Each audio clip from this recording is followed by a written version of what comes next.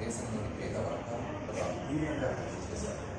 మొరార్జీ దేశాయ్ ప్రధానమంత్రిగా, కేంద్రంలో జనతా పార్టీ కూడా కేంద్ర రక్షణ శాఖ మంత్రిగా నిర్వహించారు.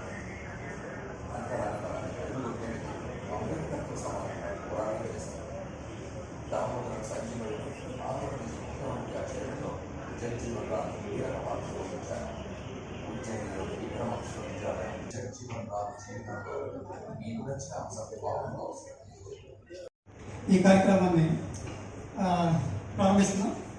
ముందుగా ఈ జ్యోతి ప్రజ్వలన మన జాయింట్ కలెక్టర్ శ్రీ అరుణ్ బాబు గారు, అలాగే డాక్టర్ బాబు జగజీవన్ రామ్, డాక్టర్ బాబు జగజీవన్ రామ్, డాక్టర్ బాబు జగజీవన్ రామ్, అమర్ రహే బాబు జగజీవన్ రామ్ గారు, అమర్ రహే బాబు జగజీవన్ రామ్.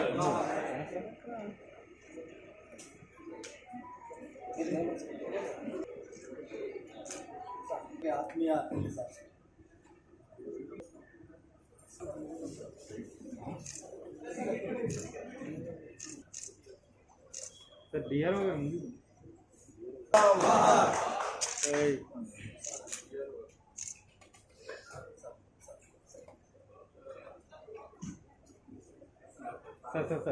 సార్ ఒకసారి అందరూ ఒకసారి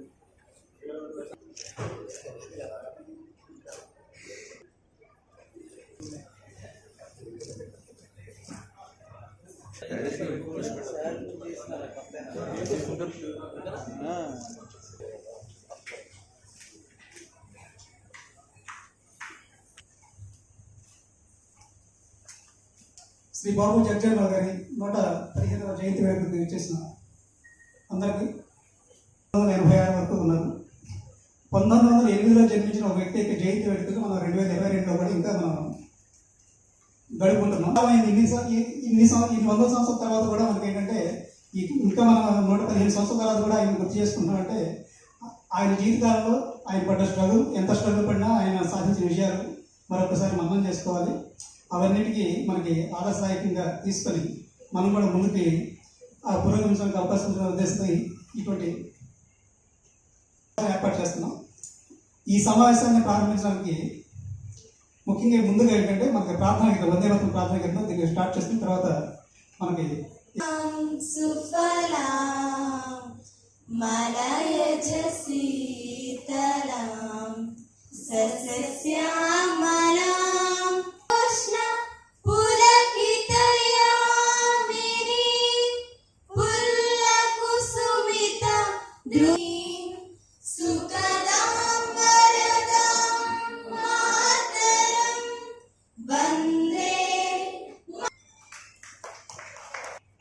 సమతావాది, పాలనా దక్షుడు,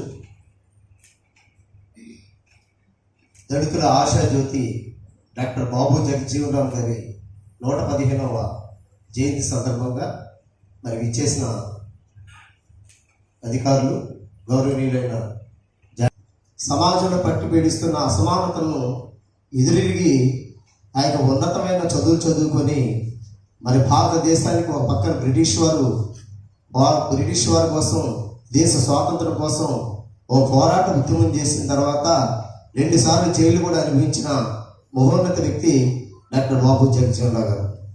ఈ దేశంలో ఉన్న రైల్వే శాఖలు అన్నింటిలో కూడా రిజర్వేషన్ ఖచ్చితంగా పాటించే వాళ్ళు కూడా ఆయన పేరట జగజీవన్ రామ్ జ్యోతి అనే ఒక పథకాన్ని కూడా ఏర్పాటు చేయడం జరిగింది.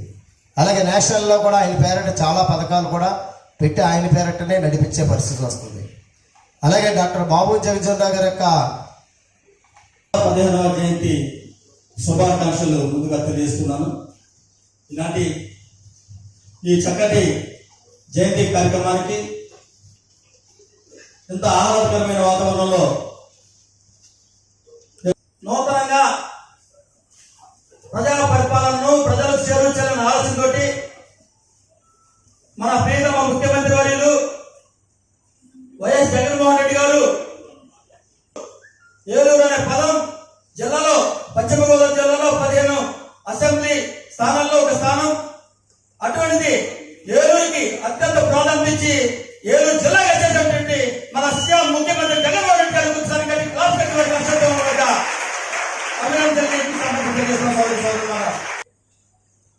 చెప్పాలని చెప్పి సందర్భంగా ప్రియా సోదరి సోదరులు కోరుతున్నాను.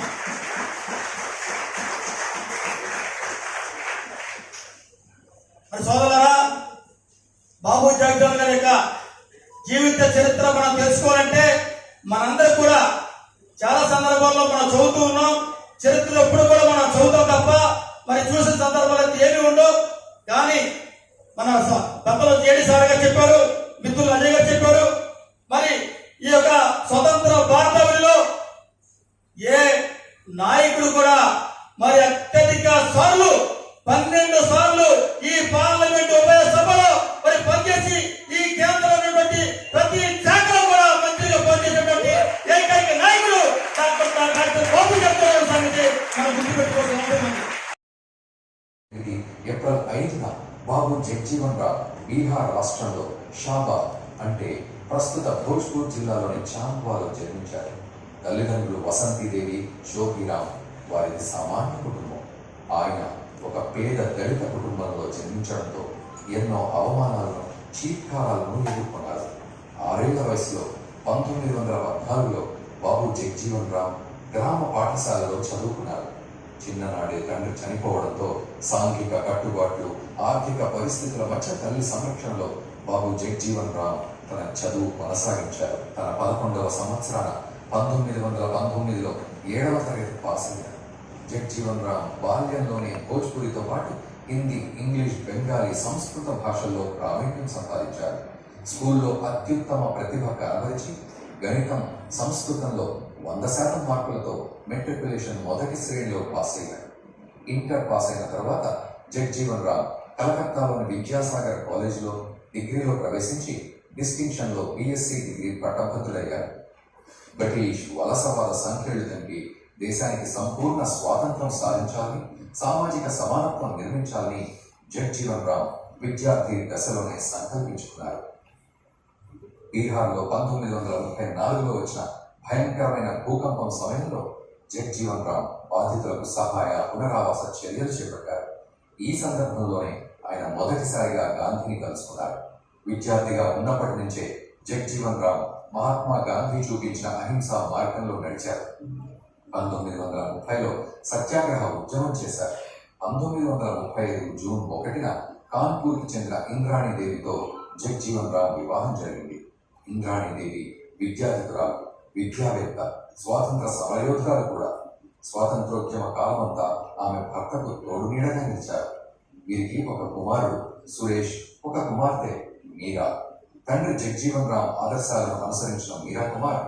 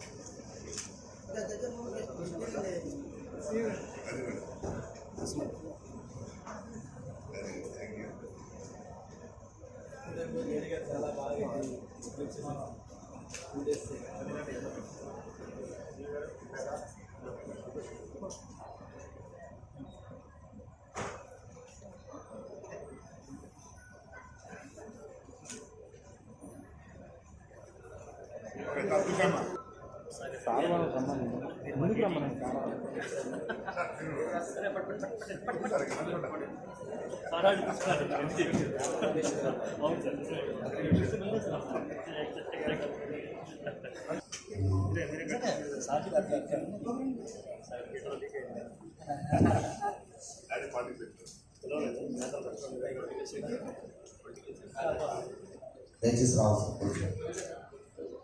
మన చుంచు మోజీష్ గారు కూడా వేదిక దగ్గర రావాల్సిన కోరుచు. అచ్చిప్రసాద్ గారు కూడా వేదిక దగ్గర రావాల్సిన కోరుచు. రమేశ్వర రెడ్డి. సభ నిర్వహిస్తున్న మిత్రులు, జాయింట్ డైరెక్టర్ సోషల్ ముస్లింరావు గారు, డాక్టర్ బాబాసాహెబ్ అంబేద్కర్ వంటి పెద్దల శాసన పిలిచే మహనీయులు శ్రీ బాబు జగ్జీవన్ గారి 115వ జయంతి సందర్భంగా ఏర్పాటు చేసే కార్యక్రమం ఇచ్చే అందరూ కూడా నమస్కారం. మరి భారత జాతి నిర్మాణంలో కానీ సమాజంలో అణగారిన వర్గాలు కుల మతాలకు అతీతంగా అణగారిన వర్గాల యొక్క అభ్యున్నతి కోసం పాటుపడడంలో ఆ మహనీయ యొక్క పాత్ర ఎంతో విశిష్టమైనది. చాలా పర్యాయాలు కేంద్ర మంత్రిగా, చాలా సంవత్సరాల పాటు పార్లమెంటేరియన్గా, ముఖ్యంగా ఉపప్రధానిగా చేయటం, అన్నిటికంటే ముఖ్యంగా ఈరోజు మనం గ్రీన్ రెవల్యూషన్ మాట్లాడుతున్నాం, హరిత విప్లవం గురించి. కానీ ఎప్పుడూ ఆయన వ్యవసాయ యొక్క కార్యక్రమాన్ని జయంతిని మనం జరుపుకోవడం చాలా ఆనందం. మరి నాకు మిత్రులు అన్నట్టుగా ఇలాంటి కార్యక్రమాలకి ఒక సోషల్ వెల్ఫేర్ కాదు, ఈయన ఏదో ఒక సోషల్ వెల్ఫేర్కో లేకపోతే ఉండకూడదండి. ఇదంతా కూడా జాతి నిర్మాతలు 138 కోట్ల మంది భారతీయులకు ఆదర్శప్రాయం. కాబట్టి అందరం పార్టిసిపేట్ చేయాలి. ఇది ఒక వర్గానికి, ఒక డిపార్ట్మెంట్కి సంబంధించిన యాక్టివిటీ కాదు. చాలా మంచి మాటలు చెప్పారు. ఎక్కువగా మాట్లాడాను, 2 నిమిషాలు మాత్రమే. నేను నా వయసుకు తగ్గట్టుగా పిల్లలు ఉన్నారు కాబట్టి 2 మాటలు. ఇంగ్లీష్లో ఒక సామెత ఉందండి, you should understand the past or you should know the past to understand the present and plan for the future. అంటే మన చరిత్ర తెలుసుకోవాలి, ఎందుకు మన ప్రస్తుత పరిస్థితులు ఎలా ఉన్నాయి అని అర్థం చేసుకొని మన ఫ్యూచర్ భవిష్యత్తు కోసం ప్లాన్ చేసుకోవడం కోసం. అలాంటి పాస్ట్ని తెలుసుకోవాలి అంటే కొన్ని రోజులు కావాలి ఖచ్చితంగా. ఇన్ఫ్యాక్ట్ ఒకరు speaker was talking about public holidays. చిన్నప్పుడు మనం చాలా మంది పిల్లలు కూడా అదే విధంగా ఉంటారు. గొప్పగా చాలా భారతదేశానికి, సమాజానికి, మన మొత్తం not only for sub specific section, మొత్తం భారత సమాజానికి గొప్పగా సేవ చేసిన వారి యొక్క కాంట్రిబ్యూషన్ని తెలుసుకొని వారి అడుగుజాడల్లో నడవగలగడం అదొక ఇంట్రోస్పెక్షన్ చేసుకోవడానికి ఇలాంటి రోజులు చాలా పనికొస్తాయి అనమాట. So that's what I think, to understand the present days like this are very very important. So ఇలాంటి పబ్లిక్ హాలిడేస్ని ఎందుకు జరుపుకుంటున్నామంటే అలాంటి వారి యొక్క గొప్ప కాంట్రిబ్యూషన్ తెలుసుకొని మనం వారి మార్గదేశంలో వారు వేసిన ఫౌండేషన్లో ముందుకు వెళ్ళడానికి చాలా చాలా ఉపయోగపడుతుంది. జాయింట్ కలెక్టర్ గారు అరుణ్ బాబు సార్, వారు ఇంతకు ముందు పనిచేసిన ఐఏఎస్ ఆఫీసర్ అందరూ చాలా మందితో మాట్లాడుతున్నప్పుడు తెలిసింది ఏంటంటే చాలా మంది చాలా హంబుల్ బ్యాక్గ్రౌండ్స్ వచ్చిన వాళ్ళు, చాలా మంది ఇక్కడ ఆఫీసర్స్ కూడా చాలా మంది చాలా హంబుల్ బ్యాక్గ్రౌండ్స్ వచ్చి జిల్లాకి ఎంతో సేవ చేయడం కోసం ఎంతో కృషి చేస్తున్నారు. వారి ఉద్దేశంలో వారు వేసిన ఫౌండేషన్లో మనం వెళ్ళడానికి, ముఖ్యంగా ప్రభుత్వ ఉద్యోగస్తులు, ఎందుకంటే వాళ్ళ చేతిలో ఫ్యూచర్ ఉంది, ప్రజెంట్ కూడా నడుస్తుంది. ప్రజలకు ఎలాంటి సేవలు అందించాలి, ఏ ఉద్దేశంతో అందించాలి, ఇంటెన్షన్ బిహైండ్. మీరు చూసినట్లయితే జనరల్గా perception in the public about government చాలా మెకానికల్గా ఉంటుంది, రెస్పాన్సివ్గా ఉండదు. So this is the stage where I want to tell all the public officers, all the government employees present here, think about these contributions made by. ఖచ్చితంగా ప్రజలకు irrespective of the cost, creed, religion are gender, వాళ్ళకి సేవ చేయడానికి మనకు ఖచ్చితంగా ఈ స్ఫూర్తినిస్తుంది. మేము ఐఏఎస్కి రావడానికి ఫస్ట్ ఏం చదవాలి, మన ఫ్యూచర్ ఎలా తీసుకెళ్ళాలి, మేము వచ్చిన బ్యాక్గ్రౌండ్ నుంచి మనం ఎలా కాంట్రిబ్యూట్ చేయొచ్చు. నేను కూడా రైతు కుటుంబం నుంచి వచ్చాను, గ్రామంలో పరిస్థితులు బాగా చూసిన వాడిని. ఖచ్చితంగా మనం అనుకున్న భవిష్యత్తు, మనం అనుకున్న గోల్ని ఖచ్చితంగా రీచ్ అవుతాం. నేను ఐఏఎస్ అవ్వడానికి నాకు 8 ఏళ్ళు పట్టిందండి, 2012లో మొదలుపెట్టి. అది only because of hard work and perseverance. So that's what I'm telling to students, విద్యార్థులు, మీరు ఎటువంటి స్టేజ్ నుంచి వచ్చినా గొప్ప స్థాయికి చేరుకోవాలంటే మనకు కావాల్సింది hard work and dedication. So ఇలాంటి పండుగలు మనం బాబు జగజీవన్ రామ్ గారి నుంచి మాట్లాడుతున్నప్పుడు మనకు అక్కడ కనిపించేది ఏంటంటే భారతదేశానికి, భారత సమాజానికి సేవ చేయాలి నేను. ఆయన డిఫరెంట్ డిపార్ట్మెంట్స్ లో వర్క్ చేశారు. Ultimately the point is to serve the humanity and to serve the entire Indian as a nation. So అది మీరు గుర్తుపెట్టుకొని మీరు ఎలాంటి స్టేజ్ లో ఉన్నా కష్టపడి ఒక క్లియర్ కట్ గోల్తో కానీ మీరు ముందుకు వెళ్ళగలిగితే ఖచ్చితంగా మీరు కూడా మీతో పాటు మీ కుటుంబానికి కానీ, మీ గ్రామానికి కానీ, మీ జిల్లా ఆర్ మీ రాష్ట్ర ఇక్కడికి వచ్చేసినటువంటి వివిధ సంఘాల నాయకులు, సామాజిక కార్యకర్తలకు, పెద్దలకు, అధికారులకు, పాత్రికేయులకు, విద్యార్థులకు అందరికీ వెరీ గుడ్ మార్నింగ్. ఇప్పటికీ వక్తలు చాలా చక్కగా జగజ్జీవన్ గారిని ఎందుకు మనస్ఫూర్తిగా ఇవాళ తీసుకోవాలి, ఎందుకు స్మరించుకోవాలి, వారు చేసేటువంటి సేవలు ఏమిటి, భారతదేశాన్ని, భారత రాజ్యాంగం కానీ లేకపోతే భారతదేశ నిర్మాణంలో వారి యొక్క పాత్ర ఏమిటి చాలా చక్కగా వివరించారు. నేను బ్రీఫ్గా కంక్లూడ్ చేస్తాను. బీహార్లో, ఇప్పుడు బీహార్ అంటేనే బాగా వెనుకబడిన ప్రాంతం, అప్పట్లో ఇంకా వెనుకబడిన ప్రాంతంలో నిరుపేద దళిత కుటుంబంలో బాగా చదువుకొని గాంధీ గారి అడుగుజాడలు నడుస్తూ స్వాతంత్ర సమరంలో పాల్గొని వివిధ పోరాటాలు చేసి జైలుకు వెళ్ళి లాఠీ దెబ్బలు తిని పదవులు లేకపోతే సంపాదన అటువంటి ఆలోచన లేకుండా ఒక సేవా దృక్పథంతో ఎంతో కృషి చేసి భారతదేశం యొక్క అంటే before independence and after independence నిర్మాణంలో ముఖ్య పాత్ర పోషించి ఈరోజు మనందరికీ స్ఫూర్తిదాయకంగా నిలుస్తున్నటువంటి జగజ్జీవనం గారికి మనందరం ఒకసారి గట్టిగా కర్తాలతో చెప్పాము. సమావేశమై వారి గురించి గుర్తు చేసుకొని వారు చేసిన మంచి పనులు మనం గుర్తు చేసుకొని ఇంటికి వెళ్ళిపోయి గారొస్తుందనే ఏజ్ గ్రూప్ ఉన్నారు, విద్యార్థుల దగ్గర నుంచి సీనియర్ సిటిజన్స్ వరకు ఉన్నారు, చాలా సోషల్ సర్వీస్ చేసిన పెద్దలు కూడా ఉన్నారు. సో ఎవరి వయసుకు తగ్గట్టు, ఎవరి ఎడ్యుకేషన్ తగ్గట్టు వారు మనకు కావాల్సినటువంటి అంశాలను మంచి వివిధ రంగాల్లో మనం అందరం ఉంటాము. మనకు నచ్చిన రంగంలో మనము ముందుకు వెళ్ళాలని అందరం అనుకుంటూ ఉంటాము. At the same time RTO FSC మనకి ఇన్ఛార్జ్ రాహుల్ అశ్విన్ చెప్పినట్టు చరిత్రలో ఏం జరిగిందో తెలుసుకొని దాని నుంచి మనం అనుభవాలు అర్థం చేసుకొని ఈరోజు ఏం జరుగుతుందో తెలుసుకొని భవిష్యత్తుకి మనం ప్లాన్ వేసుకోవాలి. అలాగే ఈరోజు పెద్దలు చెప్పినటువంటి అన్ని అంశాలు మీరందరూ కూడా మైండ్లో పెట్టుకొని ఇంటికి లేక వాటిని విడిచిపెట్టకుండా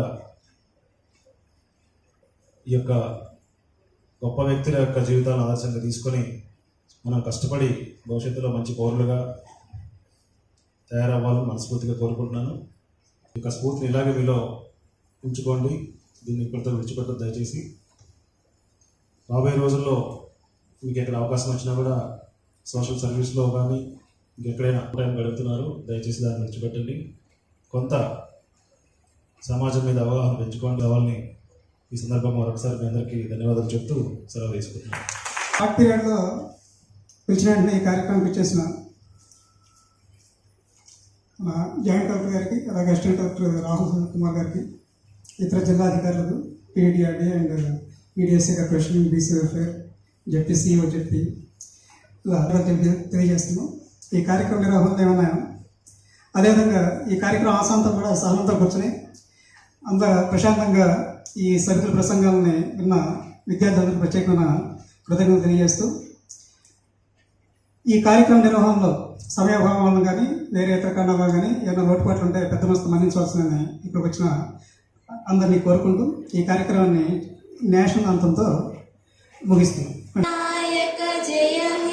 भारत भाग्य विधाता पंजाब सिंधु गुजरात मराठा उच्चल जलधि तरंगा तव शुभ नामे जागे तव शुभाशिष मागे गाहे तव जय गादा जनगण भाग्य विधाता